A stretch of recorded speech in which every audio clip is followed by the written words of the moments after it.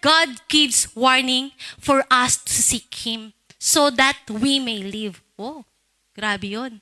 Nagbibigay pala si Lord ng warning para hanapin natin siya. Nang sa ganun, mabuhay tayo. Ganun pala kakomplikado yun, no? Kailangan mo hanapin ng Diyos na nagbibigay ng buhay sa'yo. Sa ganun, ikay mabuhay. Dahil sabi po dito sa Amos chapter 5 verse 4, "For thus says the Lord to the house of Israel, Seek me, hanapin mo ako, that you may live." Kita niyo po yun, house of Israel.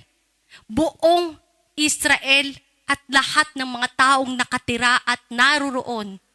Seek me, hanapin niyo ako. Nang sa ganun, kayo'y magkaroon ng buhay. Bakit po? Kasi sabi po sa Romans 6:23, "For the wages of sin is death, but the free gift of life is eternal through Christ Jesus our Lord." Kasi kung hindi natin hahanapin yung buhay, anong matatagpuan natin? Kamatayan. Kasi wala tayo sa ating Diyos. At kasalanan ang ating nararanasan. Ang nagiging parte ng ating buhay. Kaya gusto ni Lord na malaman natin yung warning na ang kabayaran ng kasalanan ay kamatayan. Pero kung hahanapin pala natin si Lord, tayo'y mabubuhay. Kasi nga, bibigay niya sa atin yung eternal life na magiging tulong sa bawat isa sa atin. Kaya gusto ni Lord siya yung isik at hanapin natin. Nang sa ganon, hindi tayong buhay na patay. Oo, buhay tayo. Pero patay rin tayo spiritually kasi hindi natin alam yung purpose natin. Hindi natin kasama ang Diyos na nagbibigay sa atin. Medyo naliligaw tayo kasi hindi natin alam kung saan yung daan at paturuonan natin.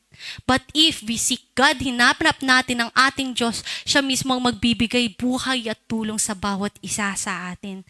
Kaya sabi po sa Amos 5 verse 13 to 15, "Therefore, at such a time, the prudent person keeps silent, for it is an evil time.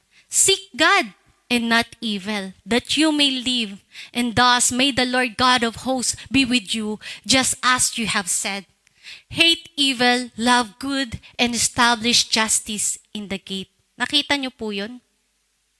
Si Lord, binibigyan tayo ng warning para hanapin siya nang sa ganun tayo mamuhay. Bakit po? Kasi nga po, kapag mali yung naging pamumuhay natin, pwede maging mali yung magiging hangganan ng ating buhay. Kapag naging mali yung ating pamumuhay, magiging mali din ang ating hinaharap. Kung paano tayo namuhay ngayon, yun din ang ating magiging future. Kaya sabi ni Lord, kailangan pala sa lahat ng ginagawa natin, sabi, be prudent. Kailangan natin ng wisdom.